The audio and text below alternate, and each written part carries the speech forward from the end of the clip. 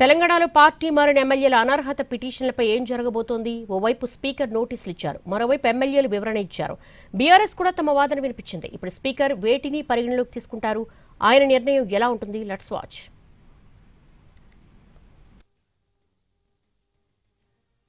బీఆర్ఎస్లో గెలిచి కాంగ్రెస్లో చేరిన 10 మంది ఎమ్మెల్యేల అనర్హత పిటిషన్ల వ్యవహారం విచారణ దశకొచ్చింది. కొందరు ఎమ్మెల్యేలకు నోటీసులు ఇచ్చిన స్పీకర్ ప్రసాద్ కుమార్ వారి వివరణ ఆధారంగా విచారణ జరుపుతున్నారు.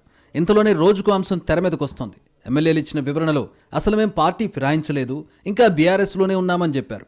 ముఖ్యమంత్రి రేవంత్ రెడ్డిని కలిస్తే పార్టీ మారినట్టు అవుతుందా అని కౌంటర్ రిప్లై ఇస్తూ వచ్చారు.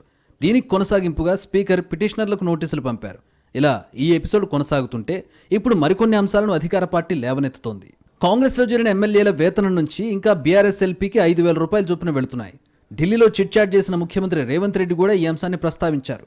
పార్టీ ఫిరాయించారనే ఆరోపణలు ఎదుర్కొంటున్న ఎమ్మెల్యేల జీతం నుంచి ఇప్పటికీ బీఆర్ఎస్కు నెలకు 5,000 చొప్పున పార్టీ ఫండ్ వెళ్తోందని చెప్పారు. ఇక వారు పార్టీ ఫిరాయించినట్టు ఎలా అవుతుందని ప్రశ్నించారు. బీఆర్ఎస్ సభ్యులు కానప్పుడు బీఆర్ఎస్ ఎల్పీకి డబ్బులు ఎందుకు చెల్లిస్తారనే మౌలిక ప్రశ్నకు సీఎం రేవంత్ రెడ్డి లేవనెత్తారు. కాంగ్రెస్ తనకు అనుకూలంగా మలుచుకునే పనిలో పడింది. లాజిక్ పాయింట్స్ పట్టుకుంటోంది. అసెంబ్లీలో ఏదైనా అంశంపై చర్చకు ముందు పార్టీకి ఉన్న ఎమ్మెల్యేల సంఖ్యాబలాన్ని పరిగణలోకి తీసుకుని సమయం కేటాయిస్తారు స్పీకర్. అసెంబ్లీ జరుగుతున్నప్పుడు సభలో మా సంఖ్యాబలం 37 మంది అని బీఆర్ఎస్ వాదించేది. అందుకు అనుగుణంగా తమకు సమయం కేటాయించాలని బీఏసీ సమావేశాల్లో బీఆర్ఎస్ నేతలు డిమాండ్ చేస్తున్నారు. బీఆర్ఎస్ తన వ్యూహంలో భాగంగా అలాంటి ఎత్తుగడ వేస్తుంటే అధికార పార్టీ ఇలాంటి లాజిక్స్ లాగుతోంది. విచారణలో ఎమ్మెల్యేలు చెబుతున్న వివరాలు, బీఆర్ఎస్ ఇచ్చే ఆధారాలతో పాటు తన దగ్గరున్న ఆధారాలను కూడా పరిగణలోకి తీసుకునేందుకు స్పీకర్కు అవకాశం ఉంటుంది. అధికారికంగా ఎమ్మెల్యేలు తాము బీఆర్ఎస్లోనే ఉన్నామని చెబుతున్నారు. దానికి తోడు బీఆర్ఎస్ ఎల్పీకి డబ్బులు జమ అయ్యే అంశాలు కేసును ఎటు మలుపు తిప్పుతాయనే చర్చ ప్రధానంగా జరుగుతోంది.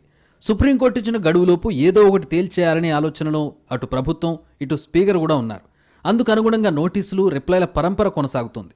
స్పీకర్ వేటిని పరిగణలోకి తీసుకుంటారు, ఎలాంటి నిర్ణయం తీసుకుంటారనేది ప్రస్తుతానికైతే